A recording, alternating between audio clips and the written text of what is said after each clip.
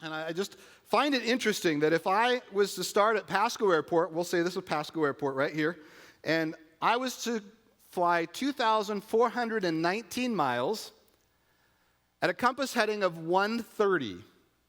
Take off from Pasco, compass heading of 130, fly for 2,419 miles, and I keep going.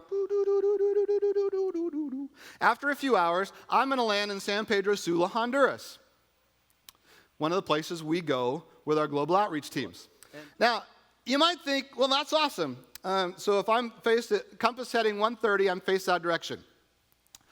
What happens if I get off just a little bit? So that's compass heading 130. That's compass heading 125. Did you catch the difference? 130, 125. Do I look like I'm faced a different direction? No, not really, does it? And that's kind of like a half-truth. It's not that big a deal. But if I head off on compass heading 125, by the time I get 20 feet out, I'm here. Compass heading 130, compass heading 125. Still not a big deal, huh? Not a big deal. But if I fly 2,419 miles at compass heading 125 instead of compass heading 130, I end up 60 miles off the coast of Honduras in the Caribbean Sea, crashing in the water. Not exactly where I wanted to be. That's the thing about compromise. The longer I continue in that compromise, the greater off course I'm going to get. And you might think, well, what about just 1 degree, Brian? So what if I just did, I went 131 instead of 130? Well, and then I'm going, and by the time I get 20 feet out, I'm here instead of here. It's almost like negligible, right?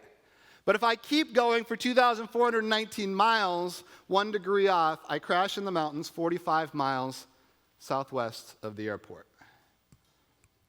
Why do I share all that?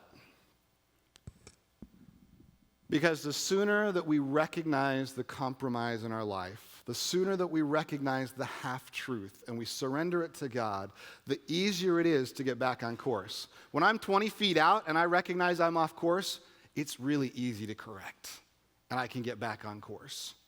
The further I go, the further off course I'm going to get.